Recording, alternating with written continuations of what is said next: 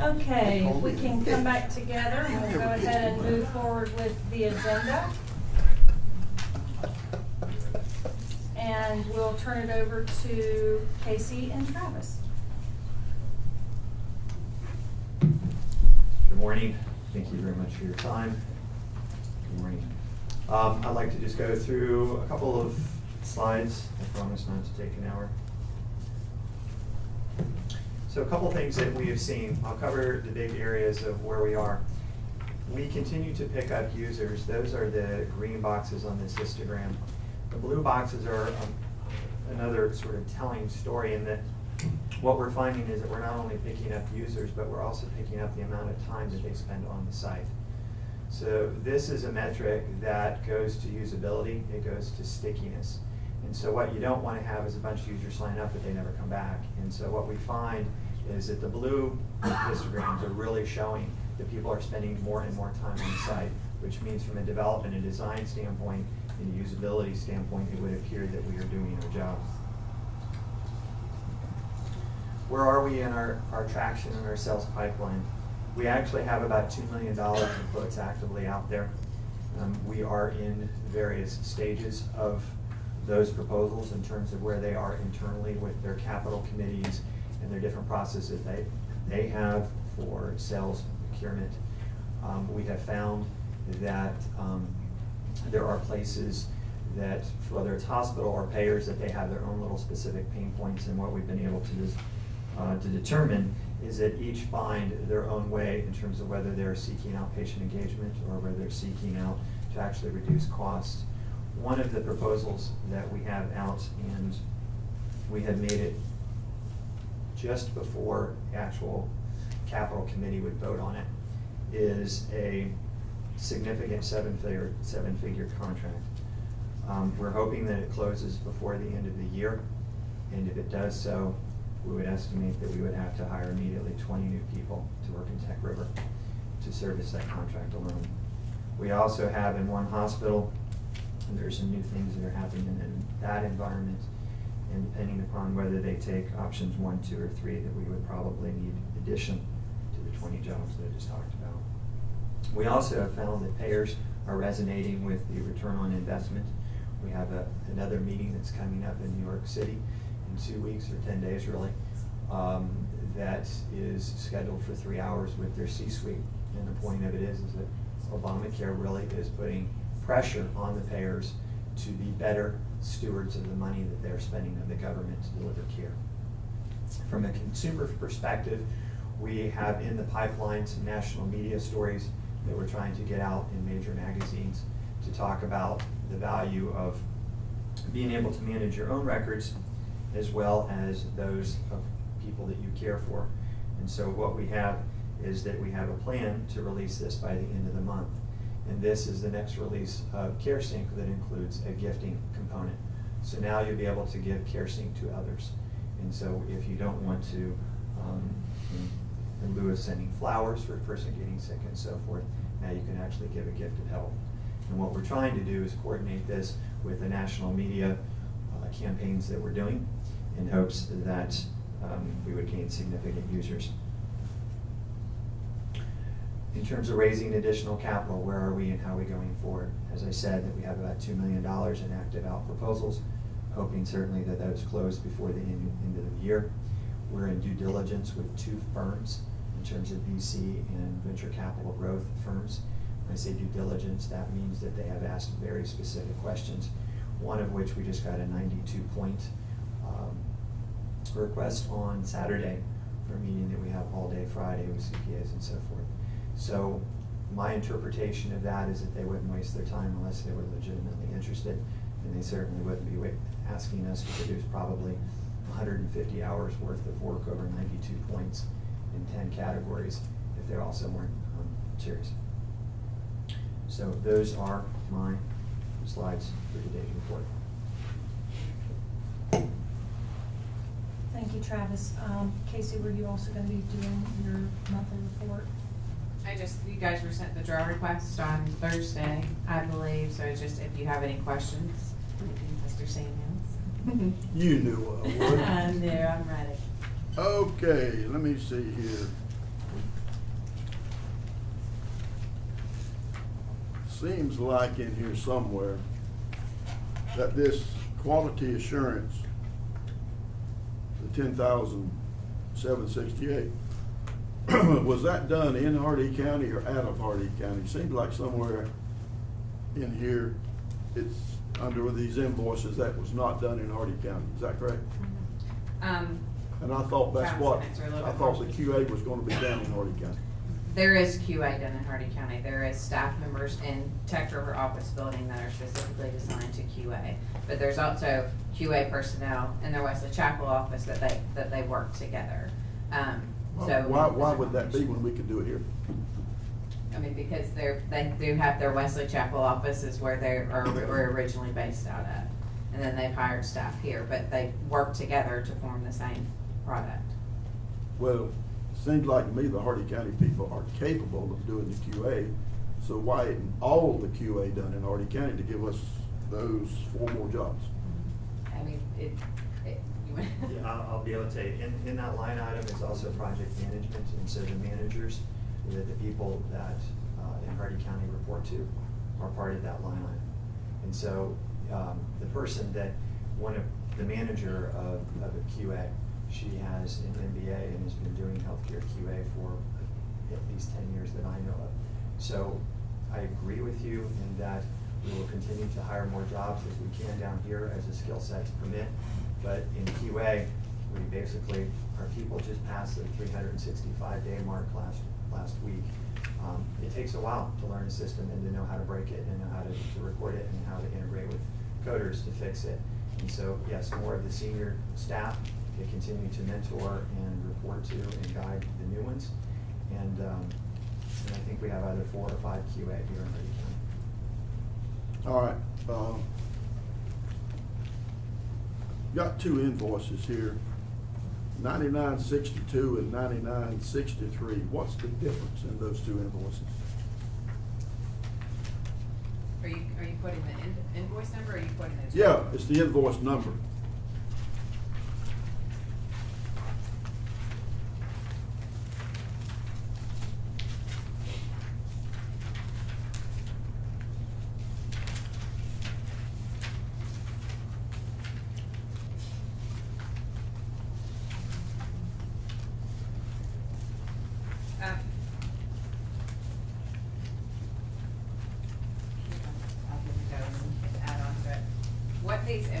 What these invoices are is that Continuum had to pay for additional storage capacity for their program because they were reaching the point of capacity and had to purchase more. So what these invoices are is it was billed to Bond Medical because Continuum as a new company did not have the credit rating in order to establish what they needed to get the loan to buy the more additional storage capacity. So it went through Bond Medical because they're more established than what Continuum is in order to get that and do a guaranteed loan for the additional storage capacity that was needed. So these 2 invoices are for purchasing that additional storage capacity. Okay, so it's the same amount twice in 1 month, is that right? We had delayed billing. They delayed billed us for 90 days, and then basically that represents the setup for at least 2 months. There are 2 different dates on them, Donald. If you look on 9963, one is dated 10/15, 9962 is dated 9/15. Correct. It's 2 months. Right. That's why they look identical. Well, they are identical. So it's 2 different months. I mean, they're identical because it is a lease that that money will be billed every month.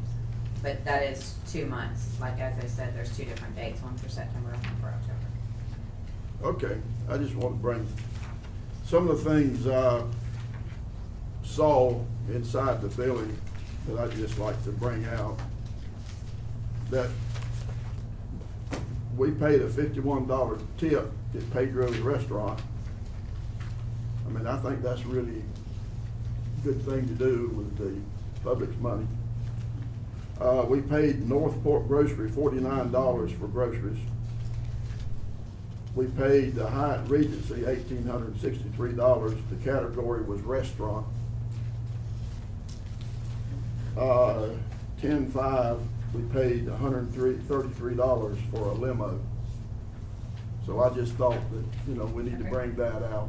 And I would like to explain that. That'd be Just good. before we- just- That'd be good. Okay, well, I told the board months ago that we would be increasing our sales and marketing. Those expenses that you're tied to. One lady decided to actually go get food from a grocery store and take it to her hotel room. The other one, it's a limo, that's a cab, that's just their name of their service.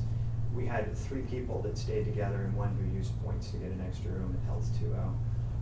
And the month before, I spent $65,000 of my own money and receipts I didn't turn in. So I think we are being a good steward. And what I tried to do was to give you the transparency that you've asked for in certain expenses that were spent on. Certainly $300 for a meal or so forth, those things are concerning to me as well. But when I'm in Tampa and I'm here in Wauchula and people are in San Francisco and they're telling me that they're meeting with people from the NIH and from Homeland and these various places that are actual business contacts, and they end up at a dinner together trying to foster a conversation outside the trade show booth, I have to trust them. I don't think that you'll see that we've ever done things like that in the past, but in sometimes in a business capacity they're warranted. Many times we just don't submit stuff like that, and this time it hit the American Express. But I can assure you that we have been extreme stewards, or good stewards of the money that your county has entrusted us with. And just specifically to address the $1,800 at the Hyatt Regency, you have in the very back of the packet there is a brochure for, it was 2.0. That $1,800 was for the hotel expenses for the staff at that conference. I don't know. The category says restaurant. Okay, I don't know why it says restaurant, but it is actually Hyatt Regency. It is for their hotel stay at that Well, conference. why the right Heat Regency? Why not the Super 6 or something? That's where the conference was held. That's where the conference was held. The $300 restaurant charge that you're speaking of, I did ask Travis exactly what that was, and what was explained to me that it was for the 3 staff members that were at that conference, as well as an additional 4 clients, potential clients that they were looking to for a business dinner and possible Well, all partnership. this expenses, Travis, how many clients have you got because of all this? Well, from an enterprise pipeline, we have over 70. So I mean, from all these expenses here, you're able to pick up a lot of clients for this expense. These expenses were last month, so Yeah. just because they didn't necessarily pick up a client last month from one of these expenses, doesn't mean that a client won't ultimately be generated from Okay. those expenses. I think it's a little early for, Yeah. and he may have. I I'll don't just know. tell you, it takes 4 to 6 months to sell an enterprise client. Just even when you sell them, then they have their own internal processes, no different than it would be you building a spec building. The whole process takes months. The key thing is, and what's reassuring, is that the people did have dinner with us, and they did stay around the booth. The reason that dinner happened is because they closed the trade show floor, and they still wanted to continue the conversations. So these are pharmaceutical companies. These are people who are interested in what we're doing. And if you remember from last week's report, remember that everything that we are doing, Mr. Samuels, is to bring jobs to this town. I mean, I know it sounds out of the box, but we are building a piece of software that has a national reach, with a program that has a national message, but all of the work that is being done outside the software itself is being performed in this town. I know of no other way to go out and bring it in the sector that we're doing. It's a new story. If you'll notice, we don't have competitors that are doing this. It is a new story, so it's taking a while for them to catch on, but it is. It's working. I understand what you're doing, Travis, and I hope you succeed. But at what cost to the IDA board with money that we could be using for something else? At what cost? What's the, let me answer that in all seriousness, because my horse is as tightly coupled to yours as humanly possible. How about changing lives? I mean, how about truly giving people an opportunity to make a decent living without leaving the town? Is that not what the fund is for? Because that's what I was sold on a few years ago. That's why I joined this project. That's why I took up risk as well. is because you know what? I think you can change jobs here for people who want to work and want to stay in town. So I don't know what the final bill is for any project overall, when it breaks cash flow positive or not. But the point of it is that we're doing what we said we would do. Maybe not as fast as I'd like to, just as all projects have some delay. But I don't know that you can really put a price on the fact that you've been given a gift for an opportunity to change lives, and you have new technology in a sector that Obama himself says is going to change this country forever in healthcare. Yeah, he's doing great, isn't he? You know, I promised my report would be short, so I will not share my personal feelings. But the point of it is, I don't know how you put a price on that, Mr. Samuels. I think what this board should be doing is saying is, I'm wasting the money or not. Are we on track with what is a viable solution going forward? And does everybody who's involved in the project fully committed? Those are things that I could, in theory, say yes and go to sleep. But there are a whole bunch of other things of running a business that robs me of sleep. But the point of it is, think about it. If we get this contract with a national payer from Tampa, I get to come back to Heartland and say, I need 20 people, and I need them in a few weeks. That's an awesome thing to do. And then hopefully those jobs hit the economic report. You know, everybody we employ here lives here. No money leaves the town from that perspective. And so I want to continue to create more jobs here than we do anywhere else at a disproportionate rate. I think we have a business model to do that. How you put a pricing on, I don't know. How do you know, what does it mean when a father can buy Christmas presents for his family? I don't know how you quantify that. I don't know how you quantify the fact that a mom might be nicer to her kids or a better person in church because she feels confident that she has a secure job and that she's doing something with a life that makes a difference. I don't know how you put prices on that, but I know that that's my heart's intent to do here. And I pray that will continue to see success. And if I told you that I thought the marketplace didn't like this project, they didn't like our technology, or they didn't like our solution, I would tell you so. And I would pivot, as any good, responsible business person would. Yeah, but I think it's worth it. For me, it is. Well, I submit to you that only $50,000 a month of the 300,000 stays in Hardin County. I think what this board needs to do is to take each project that we've put millions in and compare them to how much per job have we got in it. And the amount of money per job that we have in Continuum Labs is going to probably be a lot more than what Keyplex, Nutraceuticals, down at Pacer, and what's going to be at Florcan and PF Man.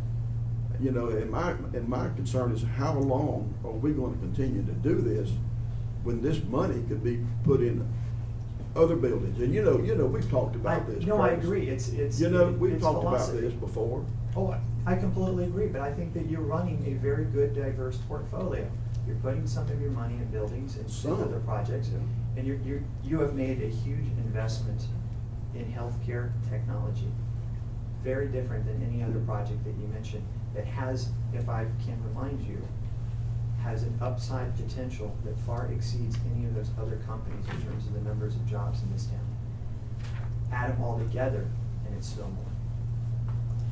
We're talking about one payer in Tampa, Florida, who has a national reach with a pilot program that would produce 25 jobs alone. Imagine if we signed 20. We're talking about hundreds of jobs. And what you talked about, while they're valid and they're less risky, they're 10 and 20 jobs max. And they're in a different segment. The people that would work in nutraceuticals or something like that are not going to want to work in healthcare technology. It's a different segment, it means a different population. Why haven't you been on that show, Shark Tank or something?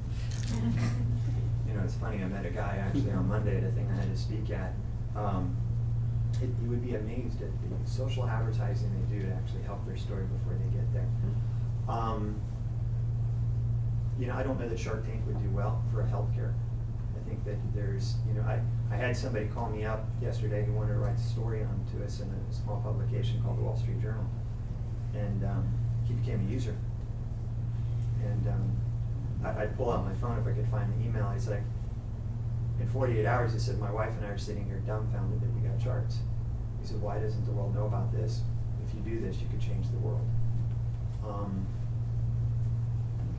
And that's a real email, and that's a real thing they had to pre me son years ago, and getting records from him. But you know what he said? He said, well, I'm sure you know everything about my healthcare history now. No, I don't. You know, those are fireable offenses. It's HIPAA. So I think that Shark Tank and some of these other things, you can't really look as though that you're of an image that's trying to make a fast buck or some other thing. I think that you have an image to sit there and say that what we're building is private. The data array, the new data array, we ran out of storage in the other one, but based upon some of these public companies, their own commitments, they want records on one box and they want the database on another. And so I think it's just a different vertical with a different branding message that has to act far more conservative than getting drilled at a minute at a time on a Shark Tank thing. I got a question. What seems to be missing is we're dealing with public money, Hardy County money, and it's not clear to me that there is anything happening. It's all we believe, and if I can get this person, and if this, and if Wall Street, another way you could do it is explain it all, how much money went into it, for how long, what previous projects were turned over from one to the other, to the other, and to the other, and then have a special referendum that we can have, shouldn't cost much money, that we get the Hardy County public to vote on whether the money should be spent or not. Get them involved once and for all, and see what they can say. We had a conversation, and said, how many doctors have you talked with? You said 2. Well, how many doctors do we have in Hardy County? I don't know. But they ought to have a say in it. But I think the public vote would be much better than to just to wait and hope for the best.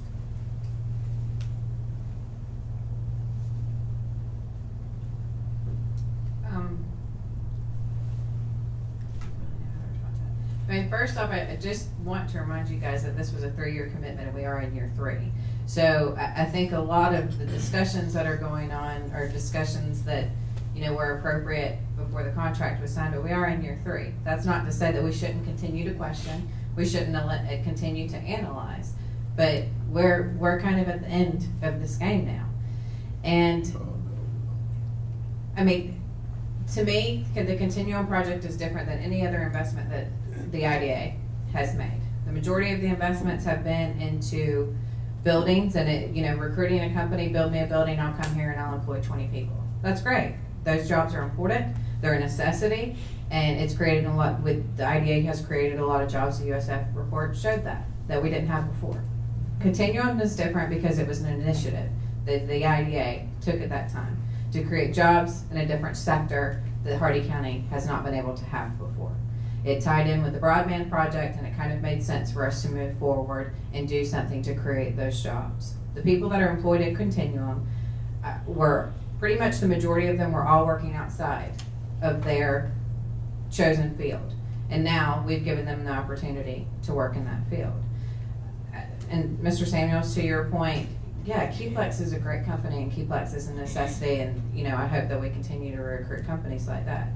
But Qplex, will be on a slow decline. This is the only company that I believe that the IDA has recruited that has the potential to, yes, one day, possibly hire hundreds of people. I'm not saying that we shouldn't ask questions and be responsible, to the money that was being spent, but you have to look from my perspective. I look at it from a different perspective because I think this was an initiative to start something in Hardy County that we didn't already have. Well, give me a time that we can say, well, this is just not working. Is it 3 years from now, 5 years from now, 10 years from now before we say we've spent enough? I mean, again, I'll remind you that you voted on the last funding cycle of a 3-year commitment. We're in year 3. That totals $7.25 million. You've already made that commitment. To my knowledge, Travis and I haven't had a discussion. I don't think that there's any intention of coming back there. I didn't vote on So I Well, wasn't the board at this time. the board did, the majority of the board did to continue. Yeah, and that's, So, I mean. what I'm asking you, you keep saying, you know, that it's gonna turn over, it's gonna start, we're gonna get 50, 100, 200, 300 jobs. All right, at what point do we say, it's just not happening? They've only got 15 jobs or 20 jobs, and we've got 10 or 12 or $15 million in this. At what point? How long down the road do you foresee that? I mean, number one, I can't answer that question. Okay. Number two, I don't know, I'm a little confused as to why you're saying $15-20 million, because $7.25 million was what was agreed to this project. Well, I keep hearing from you and Travis that we're right on the verge. We're right on the verge. We're right on the verge. People's investors, we see them every day, and every month, there's no investors. But we're talking to investors. There's going to be investors. There's this, there's that. We're meeting with hospitals. We're right on the verge of making contracts. We're meeting with this, meeting with that, but it doesn't materialize. So how much longer do you foresee that we're going to hear these reports every month that it's almost there? It's almost there. We're almost got a contract. You know, how long do we do this? I mean, the bottom line is that there was $900 and some odd thousand left in this original $7.25 million. This is the second draw request of that funding. I understand. That they have. So the IDA's investment, you know, could very well possibly be done by next month because of the draws that have been made. All right. I got one more question. Who- Can I finish my point? Sure, real quick? sure. So as far as the IDA's contribution, that's why Travis is saying that he's going to get another investor, you know, trying to attempt other investors. I know it's a waiting game, and Travis can tell you that I ask those same questions to him on a monthly basis of how long. But I also understand that it's something that we can't answer those questions. We don't know how long Facebook didn't know how long it was gonna take to succeed. Google didn't. I mean, that's just not something that you can answer outright that, you know, in 60 days. All I can tell you is that the IDA's investment portion of this initiative will possibly, I'm assuming will end next month with their investment of their 3-year contract.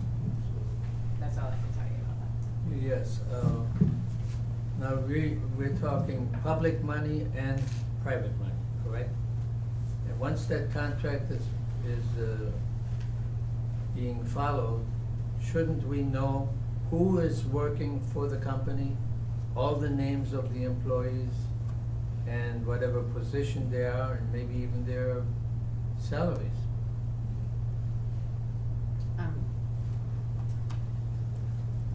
This board has had that discussion several times in the past. That's where we get into the very thin line between the privacy of a private company that's receiving public money. That's something that this board as a whole, in general, as a majority, has been very adamant that they don't want to get into employee records and dive into the personal records of a company. If the decision has been made, and let me remind you, there's going to be an audit on Continuum's funds in the next couple months, where the auditors will delve into that. But from my perspective, I feel very uncomfortable with going into employee records and salary records because of the privacy of the company that is private that we're working with. But when an audit comes and the Auditor General was sort of taken lightly, I think they should have a forensic audit. And that's for all the programs under the control of the IDA. A forensic audit that identifies everything that went on, how the company was brought in, and well, we all know what that is. That would be up to the perspective of the Auditor General, if they choose to do that. What is this Clifton Larson Allen thing about the, is it a continuum audit? When are we gonna talk about that? I've got it on my notes. Okay. Any further questions or comments from board members for Casey and Travis? If not, thank you for your presentation. And we'll move into Bill's director report. The first item that I'd like to discuss with you is the incubator. The We did execute the contract, well, we submitted the contract. We have ordered the appraisal. The appraiser has told us that he should be finished with the appraisal this week. We will proceed to close, but there are some other issues related to closing that have to be resolved relative or beyond the appraisal. There is a phase one on the property, and I'm not certain how that phase one applies to our purchase of the property. Whether or not it has to be updated remains to be seen. In the meantime, we are moving forward with the design and engineering of the fill line, because that's about a 60-day process, and I don't want to be at the end of closing and then have another 60 days awaiting the design of the fill line. It's not a big expense, but it is an expense.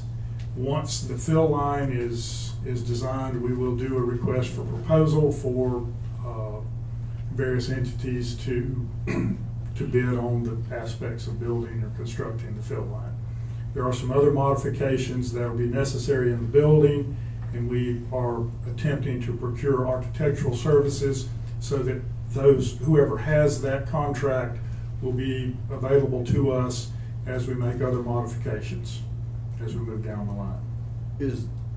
I go by there, do I see a new for sale sign on that fence that they put out there? Yeah, Why would they do that if we? Because they're in the business of selling real estate. Why But I not? thought we had an agreement with them to buy the thing. We have a contract, but that doesn't mean they can't go sell it, or if it falls through, they still have a right to promote the property. It showed up about a month and a half ago. It's been there for a little bit. Yeah. It's something sinister. Yeah, I know. I agree with you. What else to tell you? No, I thought, well, they're gonna try to get more money out of us or something. Our contract is for $510,000 or appraised value, whichever is lower. I just thought that was weird. It's the private sector chasing money. Why would they take a sign down and not expose a piece of property for 3 months during closing?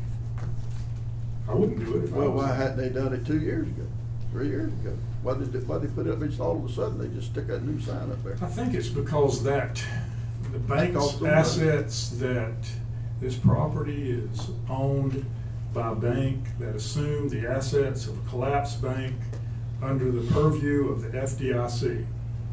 And I have no idea what their contractual relationship is with the realtor that is marketing all of these properties in the portfolio. Just the way it works.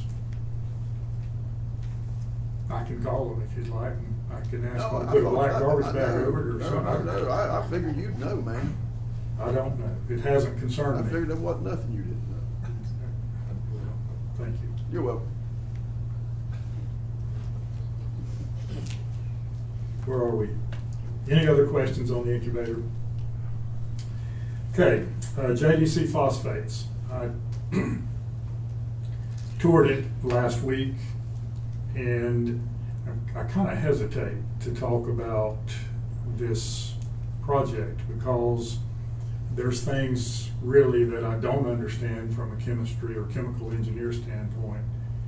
But to me, it appears to be a fantastic improvement to the way phosphate is processed from the standpoint of being able to extract additional reserves out of what is already being mined, and possibly to mine certain stratas of phosphate that heretofore have never been mined without making the hole any bigger.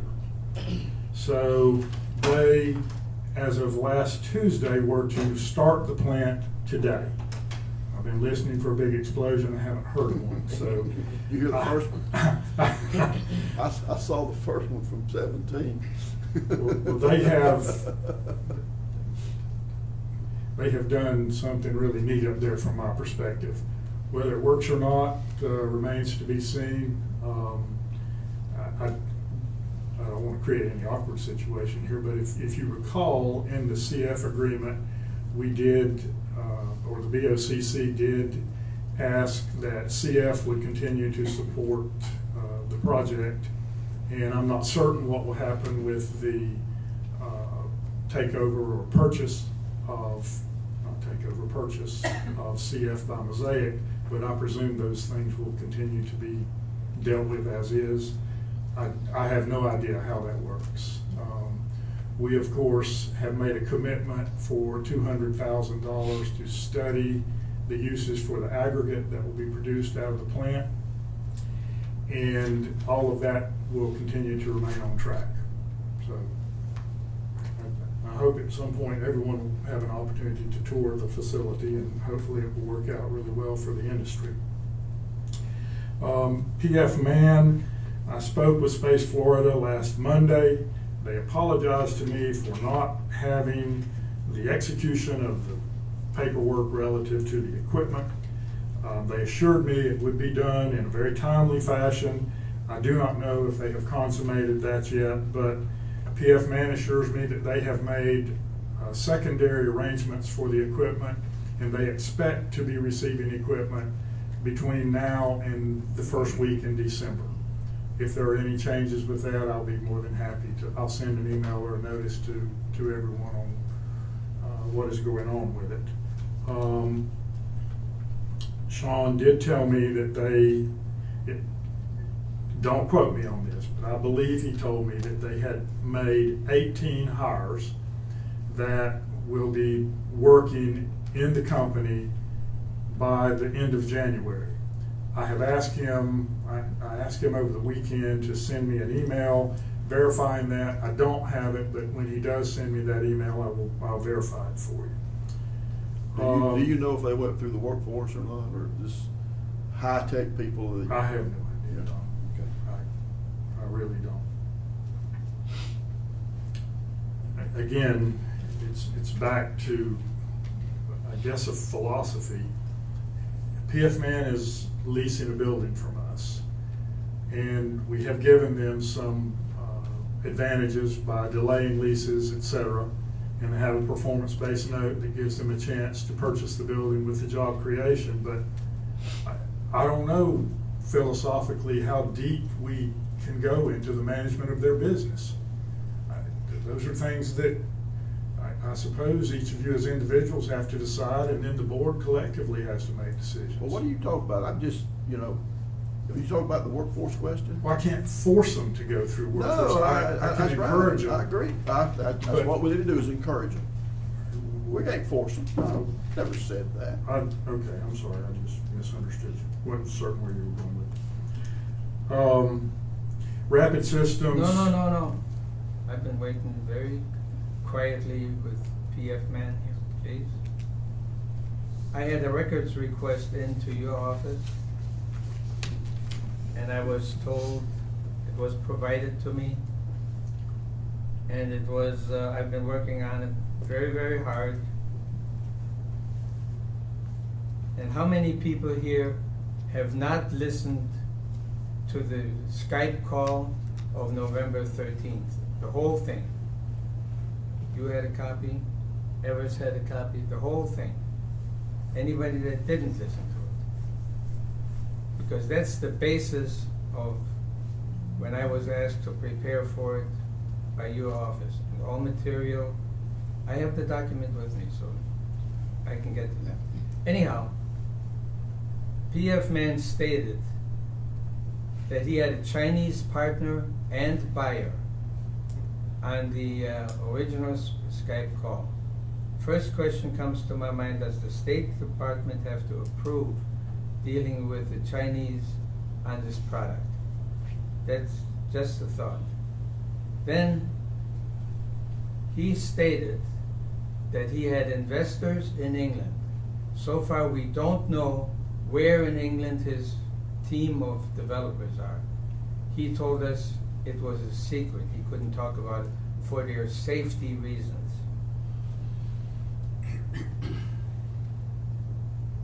Then I found here a memo from Stephen Eric McCall. That's his partner. He's part of PF Man. Sarah, I would like to have a conversation with you about working through all the possible programs that we may be able to get for at federal, state, region, local levels. Bill said you're the subject matter expert there. Here are some of the programs I'd like to discuss with you. By the way, there's 42 of them. But I'm open to any you're aware of that are not on the list. In other words, more than 42 programs. For somebody that had everything in place and selling the motor already, where is this motor? The first thing the IDA should say, show us this motor. Jim told me during a discussion with them, your engineers go out in the hallway and talk. Well, I talked. And he said, you're not going to see any motor until after I produce it in Hardy County. It's the easiest thing. 30-pound motor in his hand. Now, here's another memo that came out of it. Stephen Eric McCall. Bill, the letter looks great. Thank you for your help. Please send the letter to Space, Florida.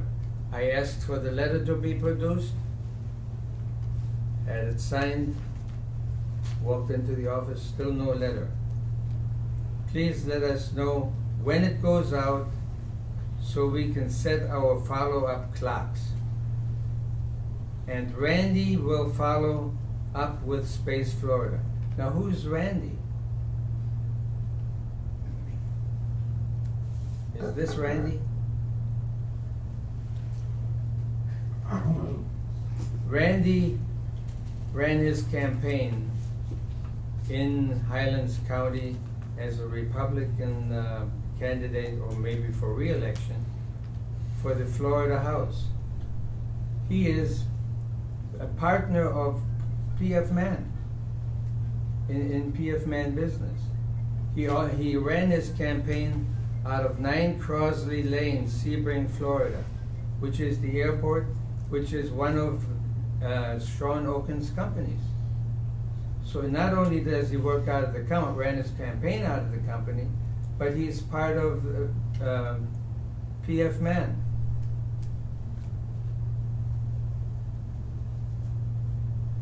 And I'm sure the governor must, since he's running for a Republican, the governor probably supported him.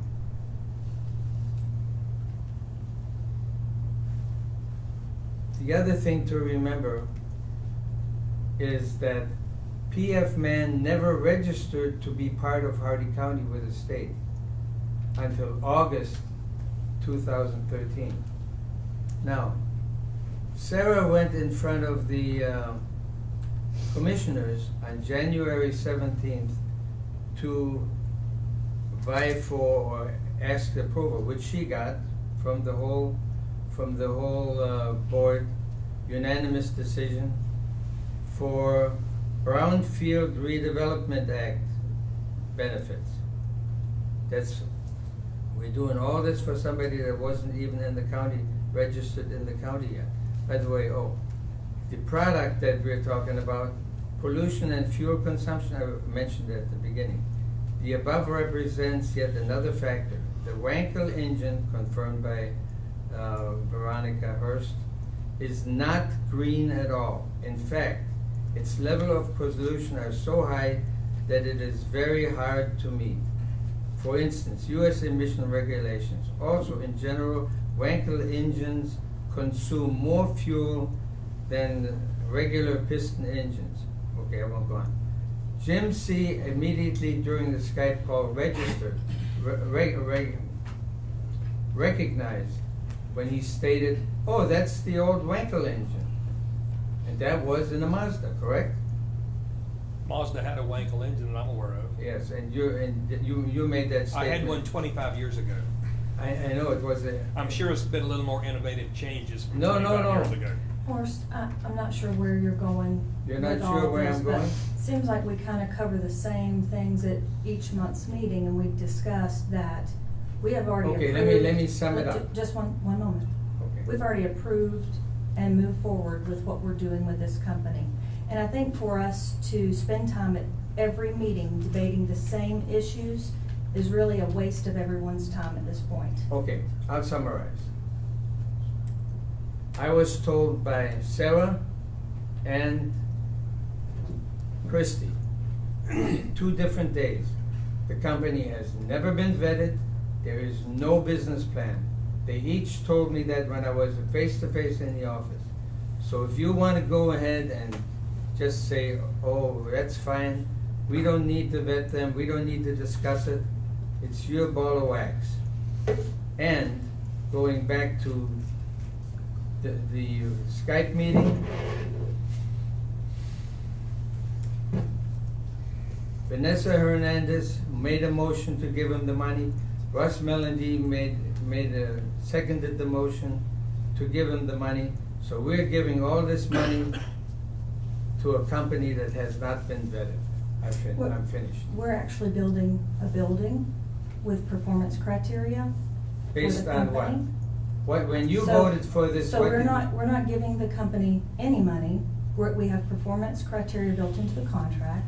We've discussed this at every meeting, and I'm sure you've also discussed it with Bill. And, No, I haven't. and I don't have a problem having this debate if Bill we're gonna has- end the debate Bill at has some never called point. me, and I've been in the office so many times, he never stepped out of the I office. met with you at PF Man. Yes, oh, yeah, thanks for bringing that up. Sarah and I called me from your office, and she said she wants to meet with me and Greg. And I said, but only the 3 of us. She agreed to it, and I showed up over there, and I was showing the machines that are going to make the product. When you walked in with Sarah and Christy, and I said, what's going on? And you told me it's not about the motor, it's not about the machines, it's not about the faulty concrete, it's about getting money out of Space Florida. I said that. You said that. I disagree. Fine, you said it. Because that's the first I heard about Space Florida. But I have all the documents, and anybody that's interested in finding out to the extent that this company was vetted, it's available. Oh, by the way, one last thing. Veronica Hurst, 3 companies, Orbital Power Limited, what it's based on, in England, Orbital Power Systems Limited was disbanded, Green Tech Motors was disbanded. Those LTDs at 31 Larch Avenue, Guildford, Surrey, UK. And then we got the 7 LLCs at the airport. So I predict that you will never see a motor. I don't think we're asking. That'll be a sad day for Hardy County. Well, it would be a sad day for me too, because I But love we Hardy still County. have the building, we still have every dime of our investment. Time And if there's is no money. motors, we'll put someone else in the building. Time is money. We should have brought in outside experts into this county, but anyway, that rubs you the wrong way. Okay, so we're going to move on with the director's report. I had put Rapid Systems on there. I am trying to set up a meeting between Ken Evers and their attorney and Dustin and Denise, and I hope that we can do that sometime this week, as early as tomorrow. Then the last item I want to discuss is the Clifton Larson Allen audit request. You have it here. It is dated November 11th.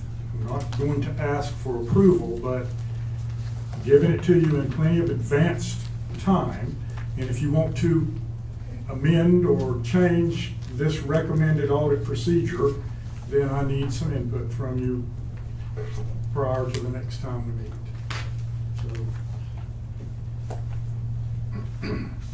Well, what my concern is, or you can tell me, I mean, I would like to read through it probably, but I probably won't know what the world I'm reading. You know, y'all write, You go. they write these things up where I don't understand them. But anyway, what my concern is that what we're gonna do here is have them do an actual audit of Continuum Labs.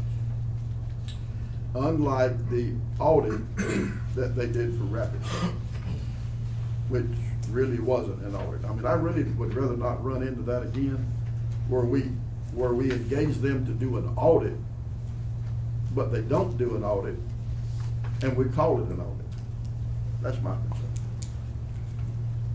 Well, audit apparently is in the eye of the beholder. There are many different. Audit's in the eye of how it's written on a piece of paper. We audit the contract. If you want to do a forensic financial audit, that's a totally different set of circumstances. Bill, don't get out of the box. Now, it seems like to me that the contract with Rapid Systems of turning the equipment over to them required an audit. Well, that's not what we did. That's not what they did. What do you mean when you say required an audit? What, is there a difference in an audit and what the cover letter said this was not an audit? It was an audit of the agreed to procedures. Well, why did the cover letter say this is not an audit of the Rapid Systems thing? And I just would rather not get into the same situation with Continuum Labs and the public screaming of it actually not being an audit. I'm not talking about a forensic audit, but that would be a good thing, but it probably would cost us a fortune to try to do it. But I'd rather not get into a cover letter from Clifton, Larson, and Allen that says this is not an audit, but we want you guys to consider it an audit. Well, I think you'll find language similar to that in this letter. That it's not going to be actually an audit?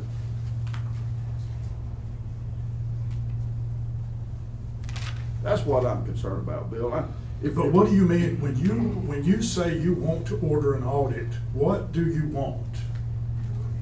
Okay, is anybody here from Clifton, Larson, and Allen? No, sir, I can answer that an agreed upon procedures is a type of engagement that does not provide the assurance of an audit. There's an agreed upon procedures, a review, and then a full audit.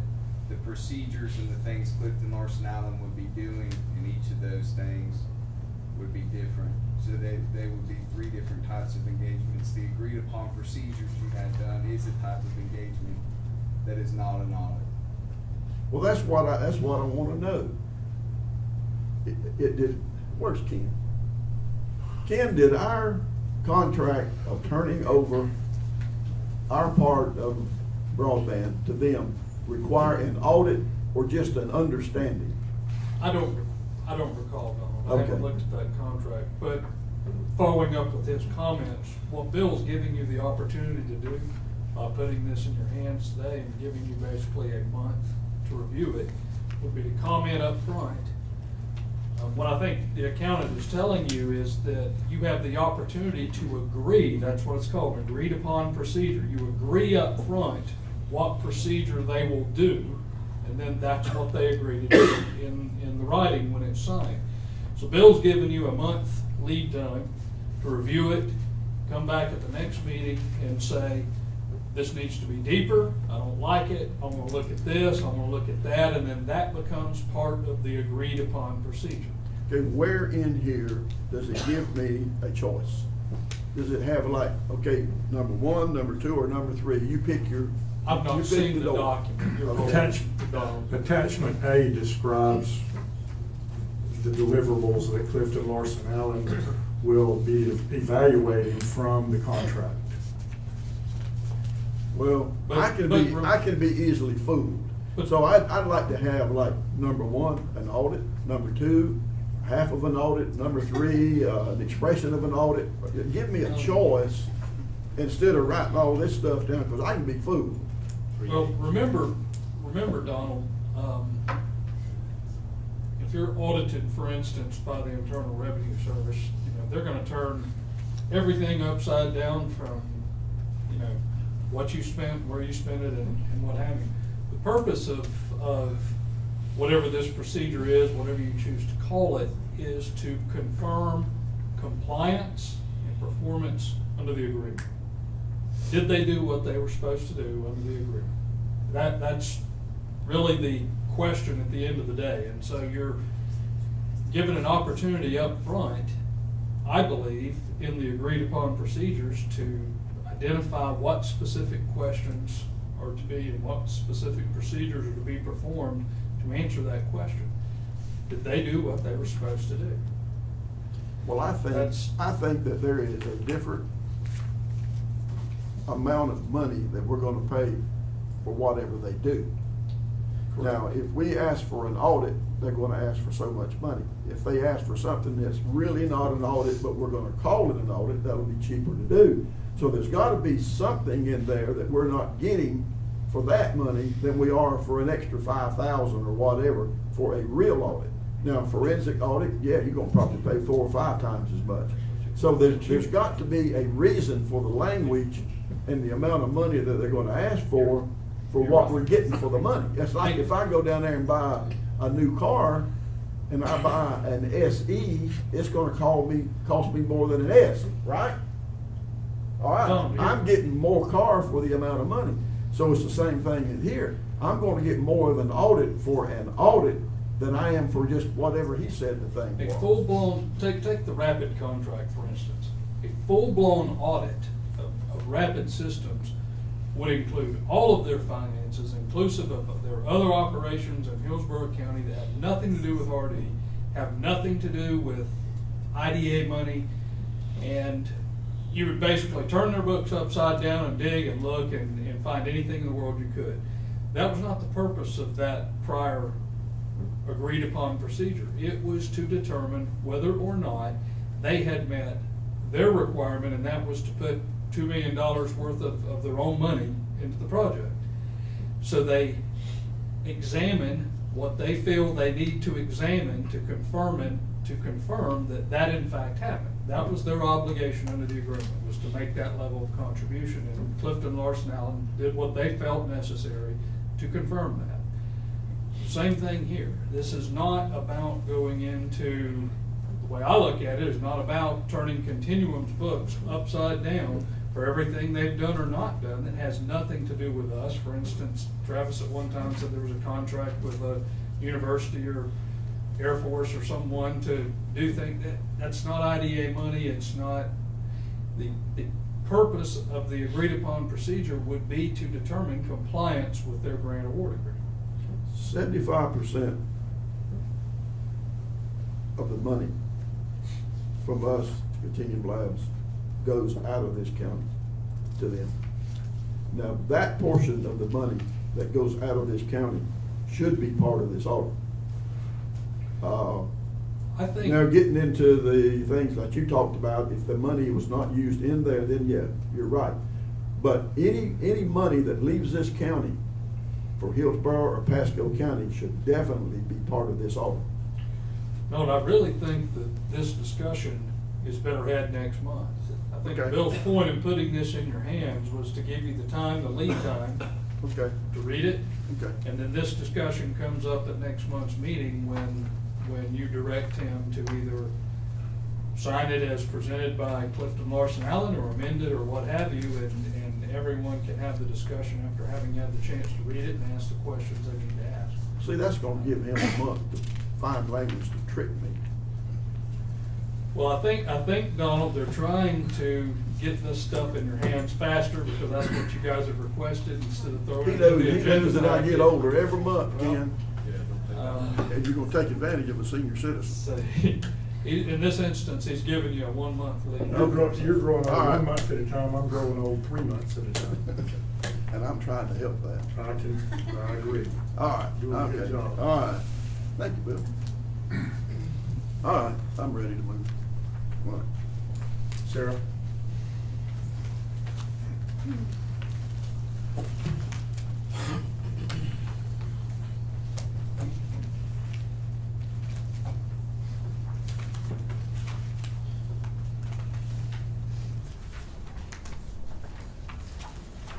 All right, we'll go over EDC financials first. On page 22, that's your balance sheet as of October 31st. This month, the EDC really had a pretty normal month. There weren't any expenditures made that were out of the ordinary we had $37,871.33 in the checking account as of October 31st. If you go to page 23, under our profit and loss, that shows the income and expenses for the month. Again, it was a pretty normal month. There wasn't anything out of the ordinary. Our total expenses were $22,766.17, and that's about what we average. So the next pages beyond that start your general ledger and your paycheck detail. If you have any questions on any of that, I will answer them. If not, we'll approve those and move on to the IDA.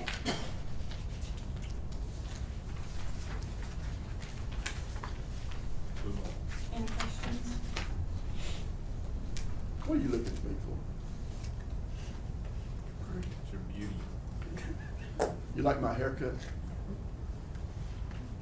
Okay, do you want to go ahead and approve the EDC in a motion and So we'll move moved. to IDA? We can. We have a motion on the floor by Donald. Do we have a second? Second. Any further discussion from the board? From the public? All those in favor? Aye. Anyone opposed? Okay. Okay, flipping over to page 32, that starts your IDA financials. At October 31st, we had $4,694,130.63 in our accounts. We did receive some income from the rental properties as well as EDA reimbursement money. Flip to page 33. That shows your income and expenses and your profit and loss. Looking down to the expenses, the first line item you see is for $63,300. That was our first disbursement that we made to the Peace River Paddle Trey Flemmer's project, who is going to be going in the incubator. We dispersed his first payment to him to get his operations up and running. The next one for $25,000, that was the deposit that was required for us to put down on the building to go into contract for the Mid-Florida Hardware building. Some other things to note: professional fees, contractor, the $126,999.05. Those are payments to Half Acre for PFM. And then under insurance expenses, we did Keyflex's building came up for renewal, so that's their renewal for the next year's insurance. The last thing that I wanted to note, you'll see at the bottom, transfers out to Mosaic, the $490,000.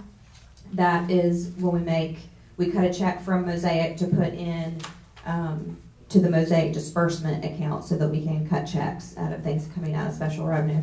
So you'll notice that up at the top, transfers in the $490 and the transfers out coming out of expenses.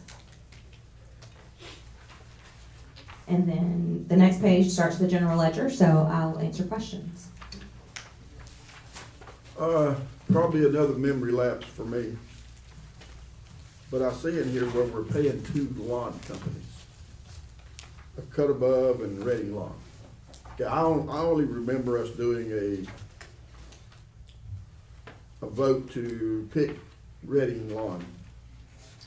And the reason I had two complaints about this, the reason I'm bringing it up, is that I was told that Reading Lawn, I guess it was Reading Lawn, one or the other, anyway, one of these groups came over and mowed Tech River. And 4 days later, the other one come up there and mowed the same grass. And they were asking me, why would that happen? Why would we have two lawn companies mowing the same grass? Who was I asking you? don't know I have no idea. what Well, you're that's talking about. confidential right now. What? Okay, first of all, we don't have two There lawn was two companies. citizens asked me that. And I'll ask them if I can bring their names up next meeting, if you need to know.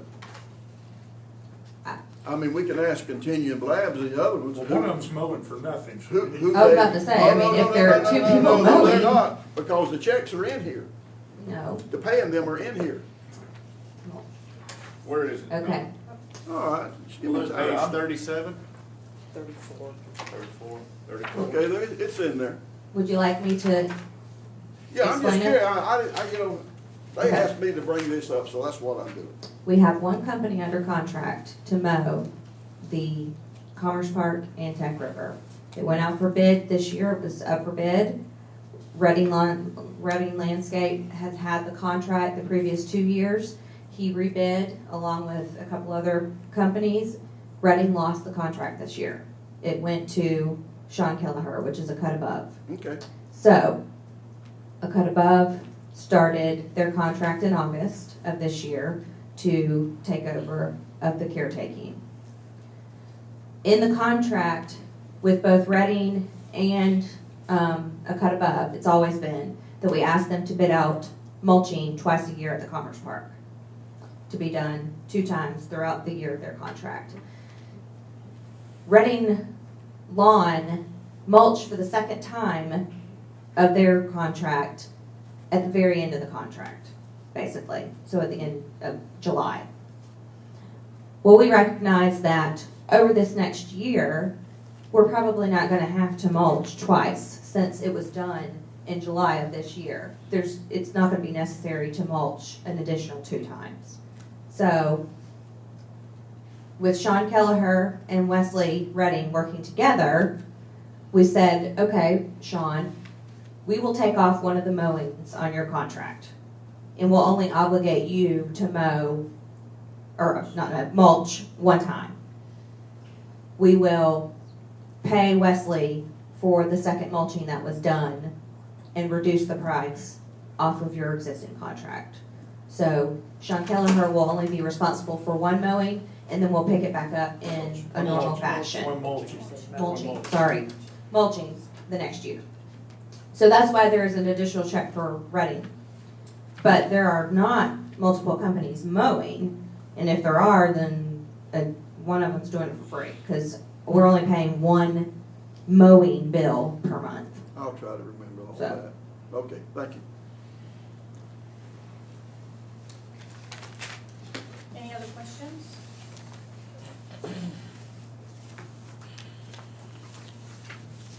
If not, we'll open for a motion to approve those financials.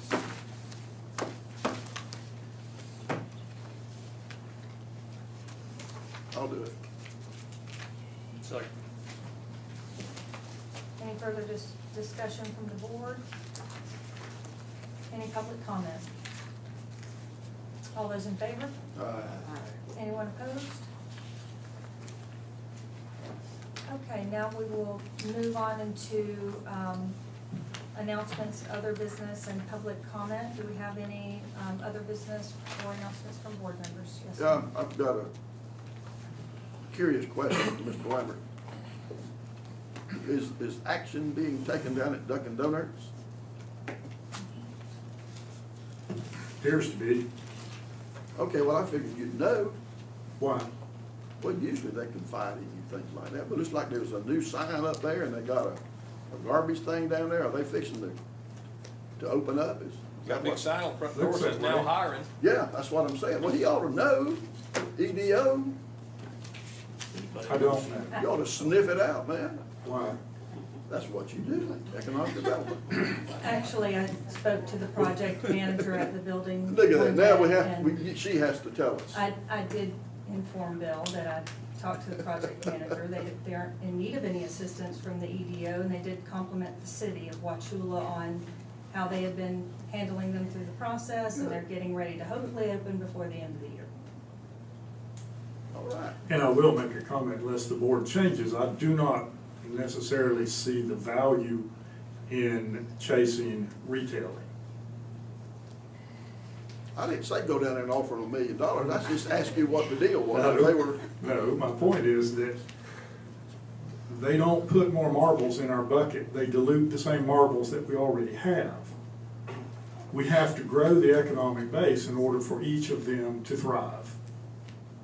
So I spend most of my time trying to grow the economic but if they base. hire 8 or 10 people or something, then that's a benefit. They're hiring it, but they're using the same local dollars that are just circulating. Oh, I know, there's only so many restaurant dollars.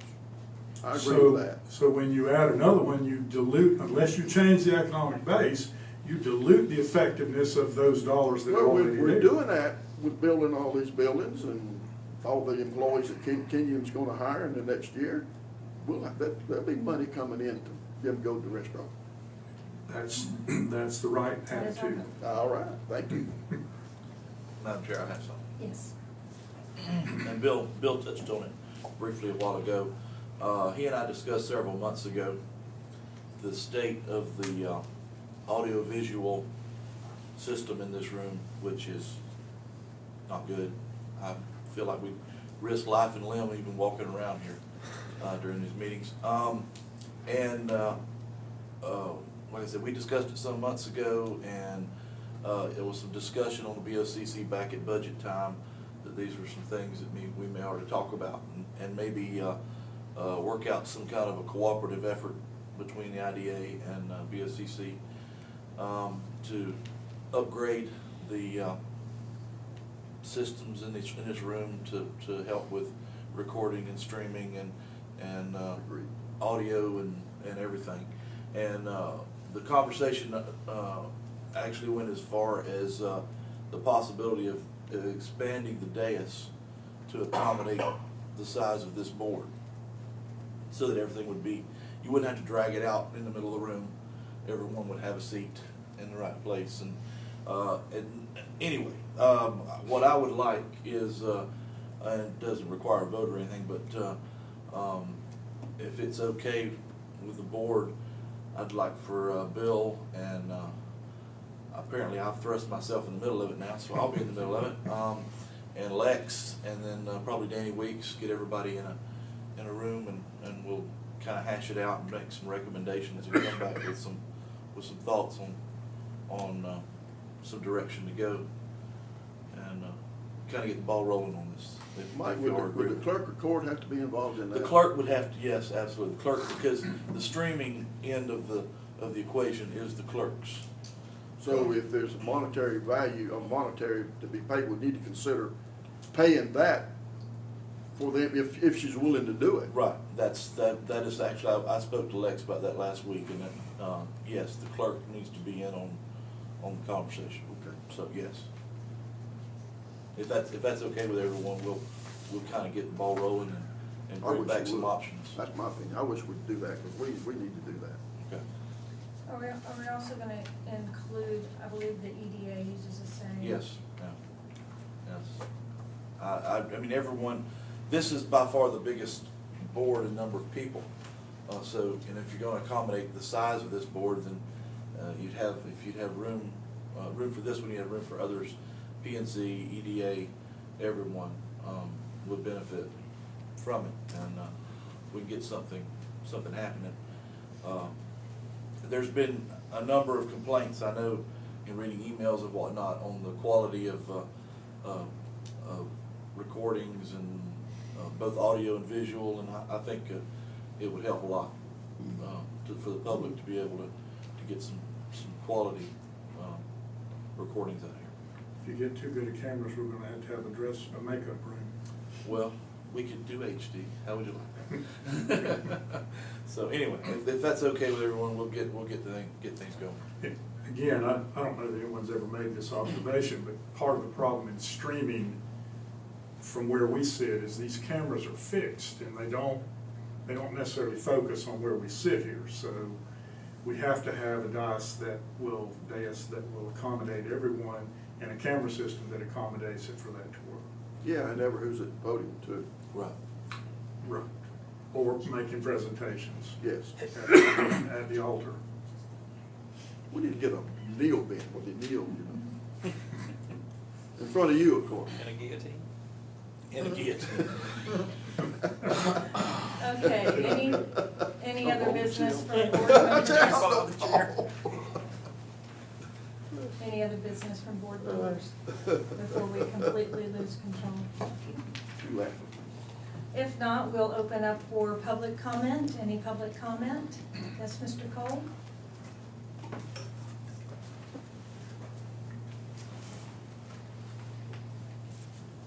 Robert Cole, Hardy County. Don, to talk about the audit that you were talking about. It's a great question. I'm glad you brought that up, because it was obvious that we kept calling that rapid system thing an audit, and it wasn't. And it said, I read that report, and it clearly stated that it was a review. And from reading that report and knowing a little bit about audits or reading about it, the difference is what Clifton, Larson, and Allen reported to this board was what Rapid Systems told them. They didn't reconcile anything or tie anything back to the actual financials of that company. So what you got was you got the truth according to Rapid Systems. So what are they going to tell you? Of course. And if we do that with Continuum, we're wasting our money again, because you're going to have what Continuum wants you to know. That's the reason it has to be an audit. The auditor will go in there and look at what they want to look at. And then they'll reconcile and tie that stuff back. Numbers do not lie. And the company doesn't have time to manufacture or fabricate anything. So what you're paying for, say that review of Rapid System costs $10,000, and an audit would have cost $40,000, and you ask that question, well, what do you get for that extra money? From the way I see it, you get the truth according to the numbers. And that's the truth I want to see. I don't want to see the truth the company's telling me. I want to see the truth in writing.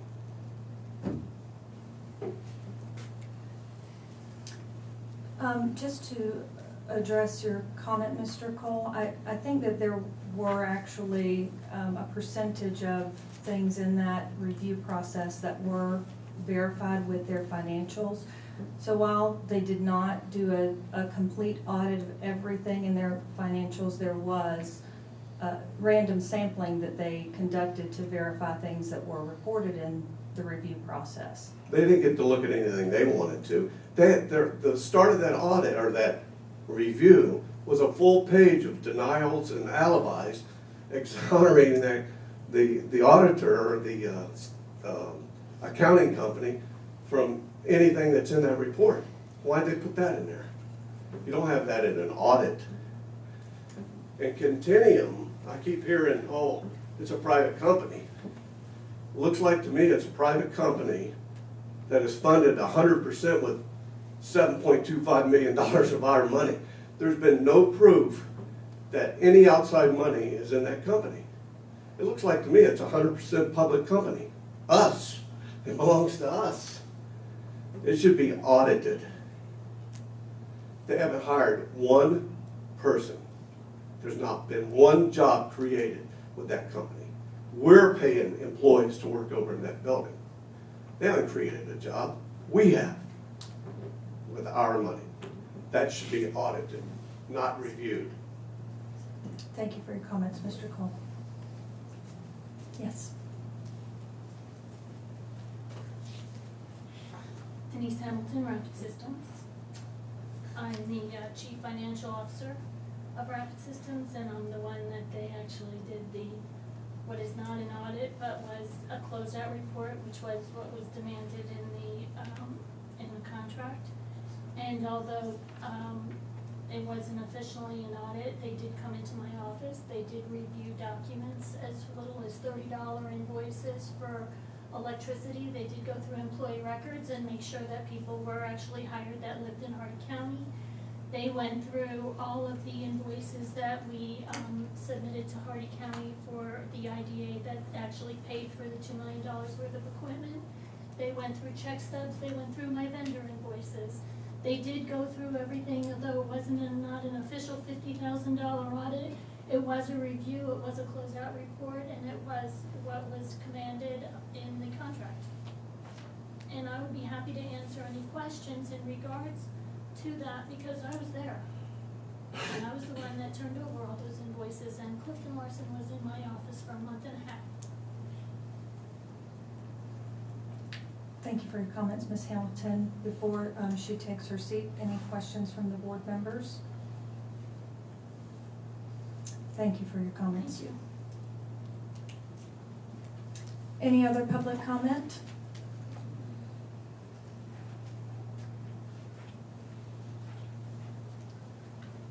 Pam Bellflower, 220 Illinois in the city. On November 5th, I sent an email to David Royal regarding the incubator project application. It was made after the deadline, which is advertised in the paper, and I took objection. I made a formal complaint that the incubator project should not go forward until someone answers the question, can show me in the Florida statutes where a late submission can be accepted. I came here fully expecting no one to address that, and you guys met my expectations fully. Can anyone answer that question for me? Tell me where in the Florida statute that says the EDA can accept a late submission of an EDA application. I'm not sure it's our purview to answer on behalf of the EDA. And I do have a copy of the email that you sent. I don't know if Bill or Mike would like to respond to that, but we were the applicant in the process, and we're not, you know, we're not the one to determine the EDA following their So you don't rules think and you should ask the guidelines. question of the EDA whether they should have taken your application?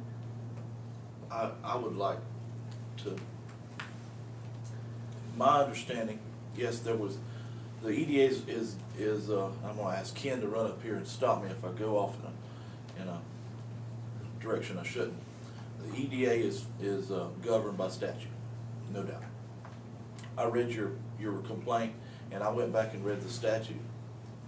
The applications, there was two applications, the Peace River Paddle Sports and the Cantu apiaries, for a total of something in excess, between the two of them, something in excess of $3 million total. Those two applications were modified, combined and modified, and then brought back as the incubator project for a total of, what's that, 1.7.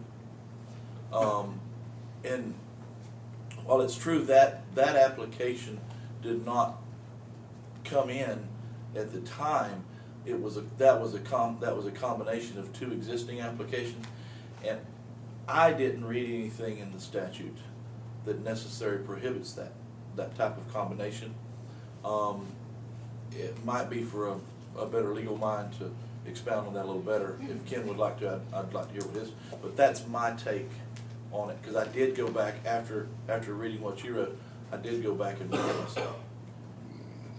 I do believe it's really an EDA issue, but it's not uncommon at all, no, Ms. Bellflower. There's nowhere in the statute that specifically says you can take applications that come in after the date. But amended applications are routinely treated as an amendment to an existing application, and the original date of filing is the date of the application. Give you an example, it's not a new legal concept. If you file a complaint the day before a statute of limitations runs in a lawsuit, you know, 5-year statute of limitations, you file it the day before, you amend or modify a complaint 6 months later, it's not barred for being untimely. It relates back to the date of the initial filing. It's a concept that is out there. The EDA has a history in the past of there being tweaks to applications, and they're amended and accepted as the date of original filing, as long as the original applications hit within the deadline. You know, it was a combination which was treated, combination application which was treated really as just an amendment to the existing applications that were there. Then it should have been submitted as an amended application, referencing those two original applicants. This is an application by the Hardy County Industrial Development Authority, and it was turned in on 9/20/13. Nowhere in it does it say that it's amended, that it's a combination. It's a totally new concept from what those two applicants wanted. So I'm going to continue with my complaint until I get an answer from, actually I sent all this to Pam Bondi's office on Friday. So until I get an answer from her, I'm gonna continue with my complaint. Thank you, Mrs. Bellflower. Are there any other comments from the public?